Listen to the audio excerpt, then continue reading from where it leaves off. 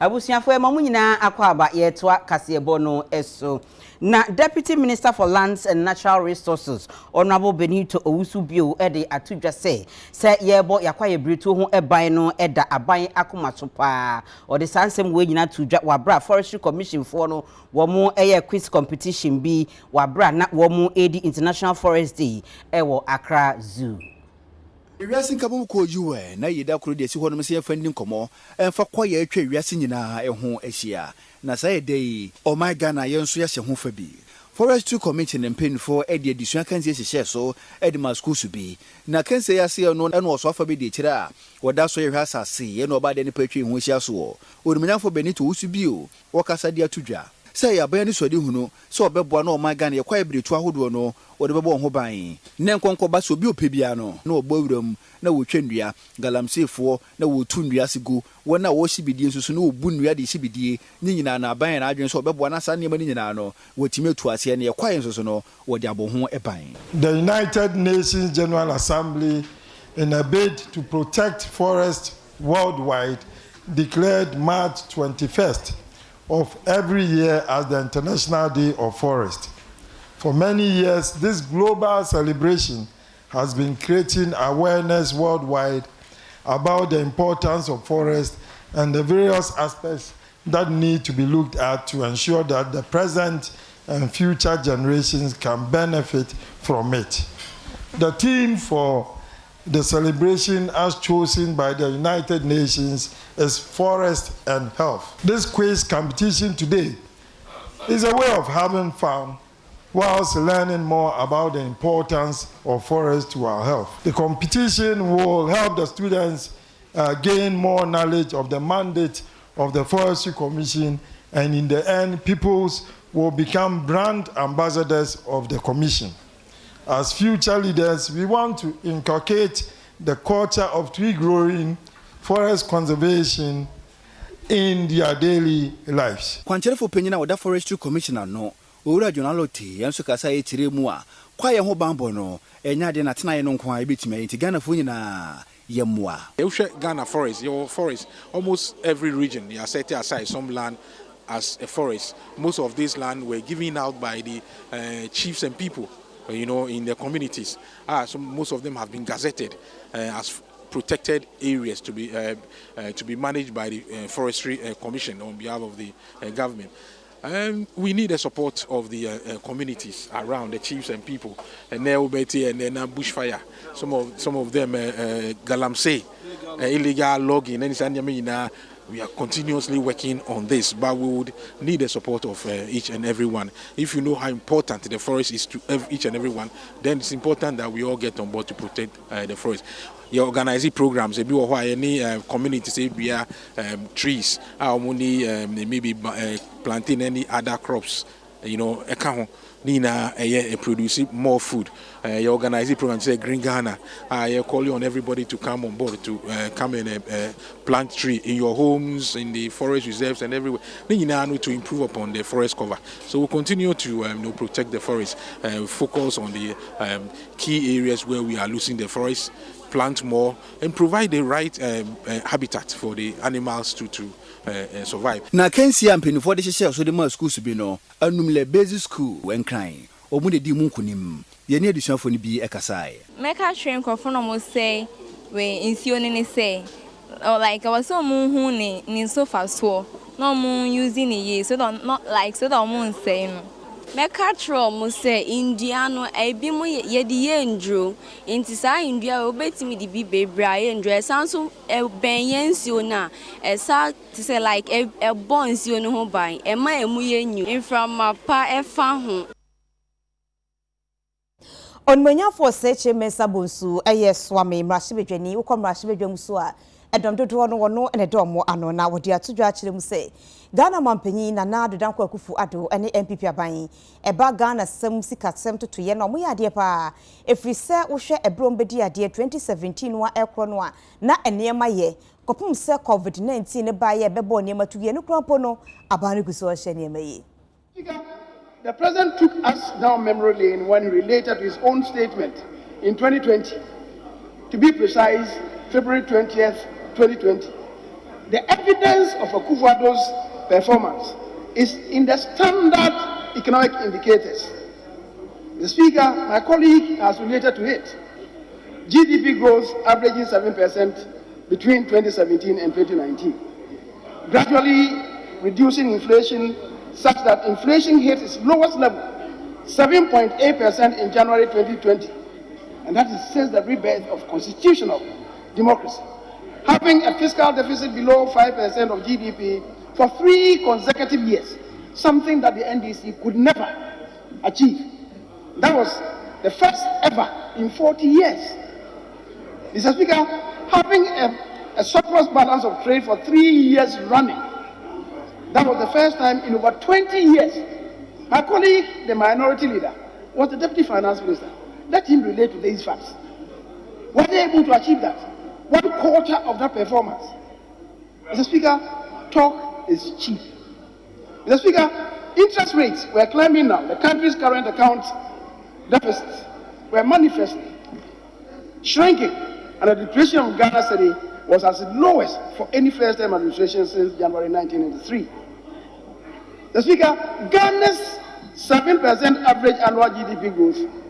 places it among the league of 4 fastest-growing economies in the world in 3 years.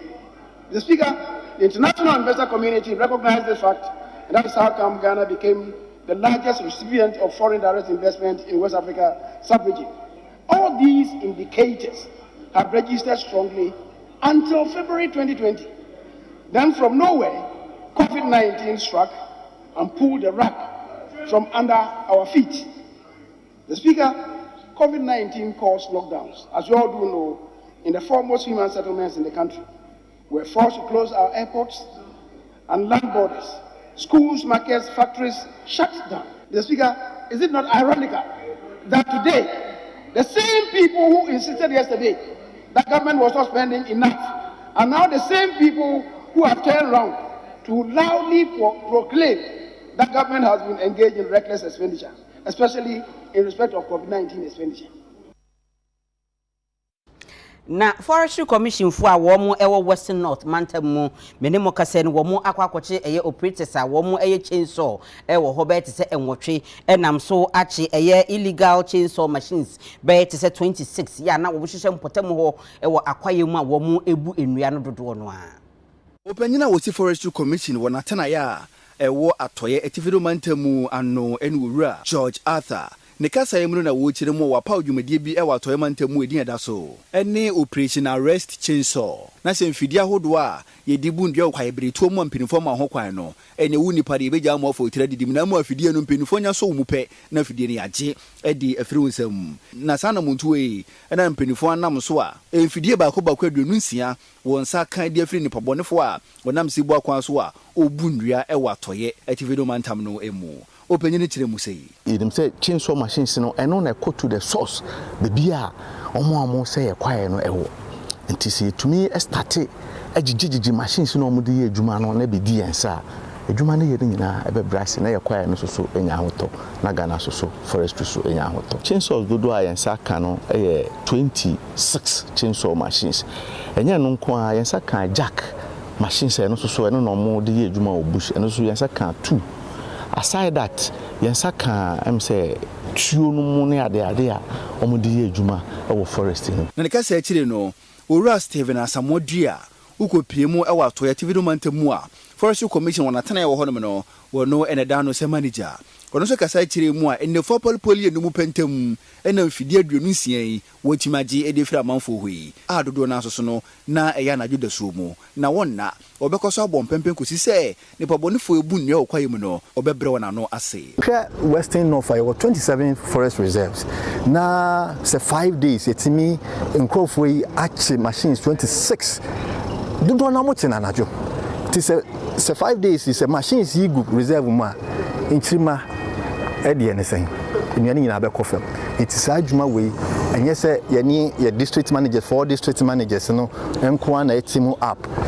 ye beye time bia they besan use on different strategy ye be makwaye ni mu ayedin na ye mrante no mugina ekwan so bedu bedi na ehone emfaso bia ne kokra mu no ena se hwie so forest district manager owura Raymond Obembo ama ono so kasa de nsem sei apiso ye how kese no nyina gina sankorefo no a omo ye nkwaye no ebi ne sankorefo no ebohye na omo no so no eba wura mu ho na mukurekura tuo ne asekan enti se yeso ya moa ye ho senia ye ko ne sei ye tuo ne asekan bi amamusa ya na ama ne ko no ho ayeden enti ye ne regional manager ehia na ye to adwene no so area senior odin hihye bi beba obema rapid fu e wo ye region nyina aka ye ho abom na ye ne omu nyina tu saa etutrafo isusa Abibimai ajepeni ese omubedi dwa ewo baabi ba kwa Ghana ene ya hinkro na adwadie ne bekoso eno eye Africa Continental Free Trade Area no na entiase ewo mu no enhyeda enkoyi ntie namso amapanyipa bedi echi ohwentoto yeso ewo National Commission for Civic Education Owura Samuel Asari Ekuamoa achechi mu emmoa ene ne ebenya ade afiri mu ebra ye ba bedi dwa no ewo yesikasem afem Jumedia bi akoso ewo Kumase ya eye National African Peer Review Mechanism wonom ena ye nhyiamu kese a wombotae ne se wo hwe amammuo wa bibimam titru Ghana senia AC eko ena ebio wo hwe se wode wani ebesi ekwanpa obetumi afaso ama amammuo nsem atimi atoto yie ewa bibimam na asempa sa summit wonom ejina asodidi dwuma kwasikoko kasem no say the African Continental Free Trade Area ebibremu aman no adwadie bia ewo no ho ensem na Owura Samuel Asare Ekuamoa eye Deputy Chairman of Operations Emma National Commission for Civic Education wakasai ewo dwumadie yase ye National African Peer Review Mechanism dwumadie ni edi na sai dwumadie ye de hwe bibia eye dwadie nhyehyeye a ebibimankuo kese ye African Union atiesi ho a friend Africa Continental Free Trade Area after no ye de hwe kwan a efa so aboa ama adwadie ne mpuntu obi o ha na dwumadi a wodi wo ha adwadie a wodi na dwumadi ketwa bi a wodi wo ha no ne nkoa ne dwadie the Africa Continental Free Trade Area yi e won hyehyeye a si edi so abetimi aboa ama womo edi dwan ketenketen womo aye nyuma ketenketen firi dwuma ne ade nyina betimi atrem na omo atre o mahye mu kura de akọ aman foforo so ebibimam ha ye pekwan a ye befa so a wo hwe corporate governance nhyehyede na wo de atre wa dwuma mu na ye kese na nyi na timi akọ beyond Ghana a nhyehyede wo ho se ye bemma kwan se Africa continent no members no be bie yedwaso akane jomtrani ma Ghana Peace Council Most Reverend Professor Emmanuel Asante na owodwumedie yaso ne UTV nsɛmtwerɛfoɔ kasai Continental Free Trade Area no Africa nyina yedwadie sɛ de be ya me wo Ghana ha metumi atɔ me niema wo DR Congo ni betumi aba ha metumi akoye business wo ho a and for how be a man. A person if you hwese. Ade na ye de aba headquarters na ba ye mai mu e won kran. E kwan ben na Ghana for ye faso e benya ho mfaso. Because we one man business de ye no hayi ano untimi take is advantage untimi nduru e ho. Ye hankofo bre ye wo nnuma ye didwa ebinum ye nsa no dwuma ne niema hodo bebre. Ba ye obibi e fen say corporate governance.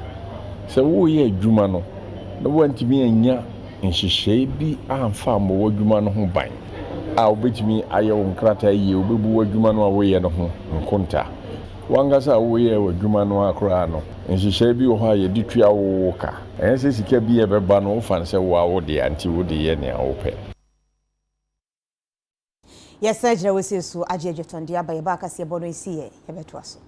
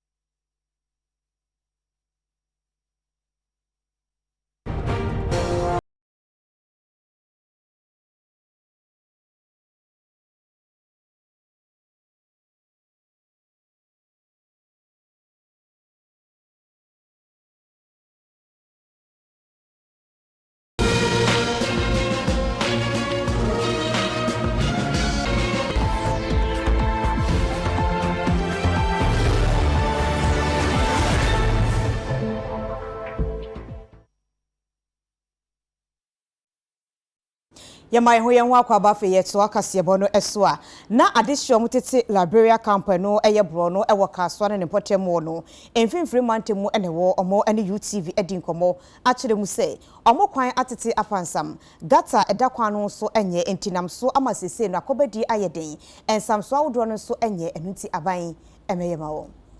adehye no ene ahyenkafo na afei wo stores ahodo e woka so Tipa Junction eno no eben Liberia camp kwan no so no ene wo ede saade sede we nyina nto mpanifo anim se wo emra no mra meye wo adawro ma esan se ekwan a wo efa so no eyade ekwan no ne nyina so no enye kura ena afei nso ensamso anase bridge a wo efa so no nso na so wo ato na sabram eno da nchen so agota nso eda wo mpatam ho no mo ne ebra behwe nso fi ena afei enwura na ya age abo so ogota ne munti ene ntontom de wo fa ne kwa enti ekwan a ato na sabram na ebo mfuturo ba wo so no na ntontom so ewe wo ani nyina no wo suro ma wo mapomodin ensem wo kire mu se sa akwan na ye busy road pa na nso hwe se wo nante a de kwa ekwan na afo mu a wo block sa akwan no enti ama wo fa hyankani so wo fa nko ba bi a e wo so wo kwanwanya kwa anwanya ansa na ebi odo akọ ba bi odo wokọ e ba sa no wo ayire wo bu anim ni no emmoa enti mpanifo mra meye wo madabro ma anya sa wo nto aba gotale bo ankasa ye chu kwanti sa sabe mane de o meye gotale ye de on fait ma yan kwan nsu to so na ate cars enana be bro sa ne nsu na ye de e fi nsu nu ntumi nko nsu de tai ho nko ba bia gotale tontoma e de mayan ha na ya de ketewa kra to bo modern na ba no hwe yan kakra no meye mayan nsu to bia tisa meba na me content problem aba ho nti tisa me fa pa na o maye de o maye metiti na ti afele ene na hwiana me de fele me koto ankwales mbeba kura be fele mu ina so still de ti na ti emre bi kura be 5 years ago kura akura bi to mu manu wuye nti gata ne de ahaye pa bi na mutu ha afana kotu afana no mujai ana mo sa kan hwen gum ahai na me ana me be bo pa na mo ye ni o mo sa hwen no ho blog akasi na de bego me na me bo pa na mo ye ti ba kompon po ye na o so ntumi ye na waji atum ho o sha bridge ho kwan a ho junction wo mo o sa ka mo ye na mo slope na ka mo ye ja hwen ho endura dan wura ana o bo pa bus pa na mo so efie edan na yimi na ti sa hwen ni na sunwo kase nso mo na mo bo pa na mo ye bus ni sisi no o mo wi mo ja hoko Oma darati gata atu down hono afia ho nyina no nsuo yira down ho nyina ekom wo ma be ye ka kire wo se be o mo digata no tu no enye ntanko wo monko wo manim kakra no ye bridge mfantu be bia ye kire won se gata da kwa koto me road no o mo se be bia contractor na kire won se wo mfantu no hono mo de atu na nsuo to na wo be du hanu mo no be hwa eye mobo wura dan mu na de nyina wa hanu ene ye ka kire YouTube wo mo ambehwe amania yenwa ana na wo de aba ekwan a wo ma ya to so be fili kwan no so mo ne yo mo fili kwan no so be wo ma ja ho mo ko nso to aka bia nko wo mo jwade focus si ana wo ma ye bridge na to wo mo fili bridge ni na ka etumi ayede atwem tida na nsu tem so kina na wotwe aha yiri ya nti anadwe no mu na megina na meye sa we kutoku ansa na nso no etime fa e konti e pamucha wonhwe na won beye gota ni yema nsu to se ya yetimi nko aso kon wan akofala Liberia camp ansa na wetimi akobe bi oso konti e stress aban e ba be se nyame ado wa ye gata saman to ma no mbegusu man na bibia etimi nko kan man mfoto ye to aduane wo kwan so aduane no ne pa no tope no de hye nanum se mfoto ne ba sa egu aduane no so eye sa ne pa ni to no kedi a obenya yale na ati se ne pa no otom no ono na wa ma ne pa ne yale so ne ntesa I say Ghana ndi akoye ne se beto aba no mo ye kwan ena nye so mo ye nso e ma ekwan no adimu omo ye se ne wo beto aba na ama no enti se oba na so ye kwan no na se ye to aba no wie no oja ho na okọ ba na afi de se ye ka se ye tena ho e mo oba be ye te se ne o ma ye free tete e be peme na enya adwuma na adehye a wo mo ewo ayensu anomansini mu ewo apoye mantam so ekira wo mo ani agepa wo mo akwan ne akwantempo ho mfie bebrenie na wo mutimi nyanwie no aban aba ogusu gidigidi pa wo ye sampuntu dwuma ni nyina ema wo apoye mantam mu na yensu anomansini no ewo na kokopie mu apoye mantam mu yensu anomansini ye mansini ba ko ayempuntuo ehwa ye won dindindindindin pa sesebi tete hono maba ya no enie open puntu dwuma ni titiri no wa kwan ho nsema obebere pa ekwan nyina nye atiti se kontebe awiwi won sam wako ne edu na adehye ne so agu aban so ache yie pa sei no won sufre aduraban anim aba won bre etu atwa won akwan ahodo no contractor free dwumadi ase a yo yeso adwuma gare nyesi ye twa so pe ne de aboa peto so na emom ye ne egusu tum na won so no otima fa so yo na aboa makwane ba de tima ye wano e de ma de hya wodi won dwuma e wa yensu anomansine no emu addition ani so nsem oni ye cheni sei na ha nsu ni ba efa ha nyina afran nsem kura mbo ye de no su ya ba ye gye ni nyina agu achi ma nkrofo na etwa yensu na de akọ last bi ekosu hu e ba na nsu ni nimo ye bedua nsu afa nyina in fact ye nworo ho papa menim nua ye kwa yi wo turu ye wo di yen scan na ye kọ ye mfi ti ya pa chaw aban awom se sebe wa ye ni nyina nso onye nwie ya aka kwan wo meye ni nyina amaye na wo nwusu kwota na anya hyiren wo mfesa ha ye amenase abo first na kwan we de nye kura ye teacher matine wo ba ye fuwa ene ye ba veteran ya veteran too many 2 years or 3 years na kwan ni ye ba ona buwe ba ama kwan ni si kwan na fine kwan de abre your how pa how ni say your top pass in addition na say kwan ni ye lodun say bre wọ́n sɛ sisi akwa lodun esabe yi bi aguwo asena akwa fafoforo sɛ sisi ade o ma twa so ma ye nti no aseda na ye de ma o kwan ni nyekura ye danu ye be se ko ka o popo na se wa ye bresa ade tia ye yuludu nu go afiansa na ade tia se ne ko yuludu nu ko je blepa enu akire no ayensu anomansine krachi panyini onumanyafo Josephine Nansa oku inkum ono nso ne ye kasae ene nyame adom bonkwa kwan yetwa is about 9 kilometers yetwa wi fitiko ta eko into krom eko bopase eko ti ye ne adesu ehye ne so nyame adom yetimi etwa ne nso akwakosi yenwie ye ba ya akoko nyame adom no nso is about 9 kilometers assembly yetimi etwa akosi kronum meka ho ana benya e wa manase and no, this was about 4 kilometers.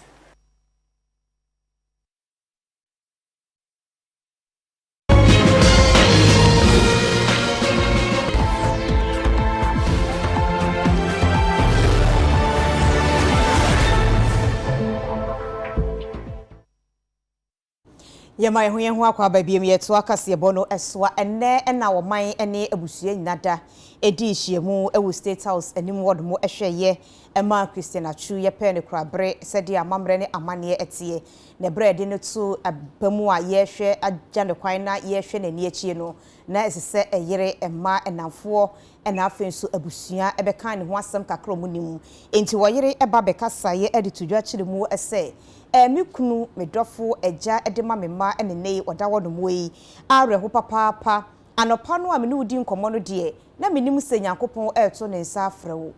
wo a wokoi eha adwene eyeyeya na esu Nyankopon nim ne ye eno ye manema medow ewo musa wokode na so ka me ho abribia ebra me hu wo no sede na wo nkokita na ma adwe me se wo nguda na nso enei owo kurade enkwanti menye se wadi kan ya adwum Nyankopon onfa wo kransie. In life alone, sorry. Lying before me today is the mortal remain of a beloved father and husband. I knew later that morning that God is going to call you home. In life, I love you, darling. In death, I do the same. It breaks my heart to lose you. You did not go alone. For part of me went with you. Your love is still my guide, and though I cannot see you, you are always on my side. You were always so full of life. You seem to be immortal. Sorry. Your smile, your love, I see in our children's smile. You are never really gone, as part of you is within them. You are loved beyond words and missed beyond measure. But as you always say, God win. In love, your wife. Na ye jinare husem so edikase bono esi oyere entimi ankasa nisuonko a enti Achu nata ene gina na mu ekasaye anaso kenkan ensam no a ye gina so de asi na aseda enko emma